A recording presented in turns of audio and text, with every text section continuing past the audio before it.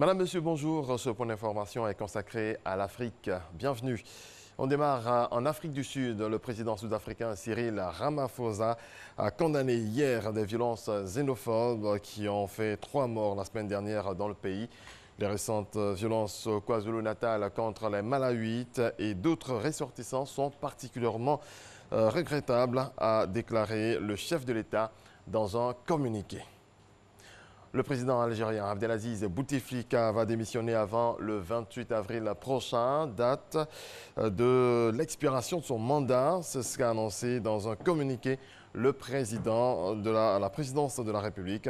Le chef de l'État devrait prendre auparavant des mesures pour assurer la continuité du fonctionnement des institutions de l'État durant la période de transition, ajoute le communiqué. La rue n'est pas pour autant apaisée. Les Algériens réclament toujours son départ immédiat. Au Rwanda, un mince filet d'eau s'écoule au creux d'un vallon fertile dans le centre du pays. Pendant des années, 2 villages ont vécu en harmonie autour de cette source avant que les tourments du génocide de 1994 ne bouleversent l'équilibre. Regardez.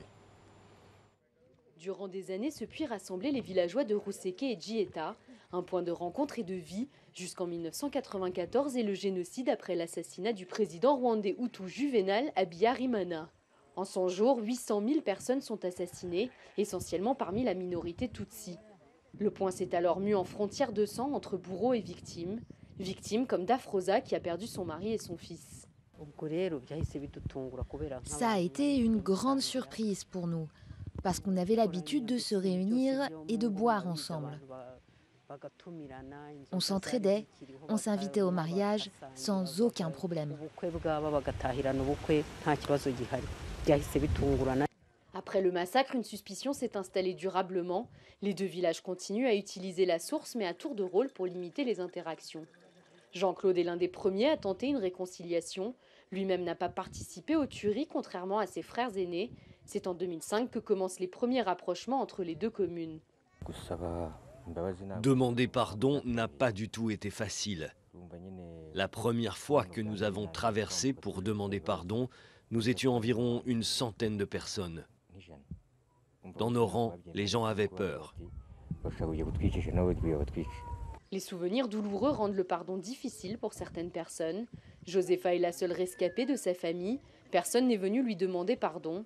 Aujourd'hui, elle accepte le processus de réconciliation de peur d'être mise à l'écart, mais n'est pas satisfaite pour autant. Reconnaître ces crimes uniquement devant les autorités sans revenir demander pardon aux victimes. Vous pensez que c'est suffisant? C'est loin d'être suffisant. Il manque beaucoup de choses, c'est superficiel. 25 ans après le génocide, la douleur est toujours vive, mais les jeunes générations, elles, veulent aller de l'avant.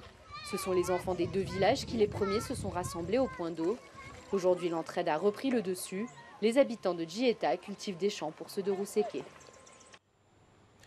Au Togo, plus de 3000 agents d'une société de télécom entament leur 2e semaine de grève sèche et illimitée pour exiger le paiement intégral de leurs droits sociaux.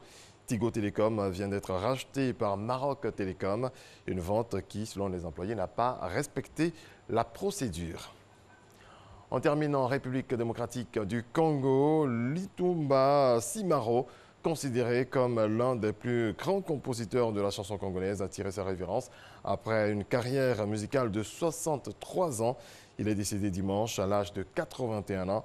Ses nombreux fans continuent de lui rendre hommage.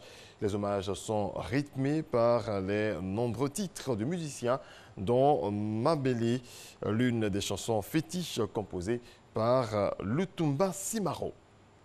Merci à toutes et à tous de votre attention. On se retrouve à 7 h pour parler de l'actualité hors du continent.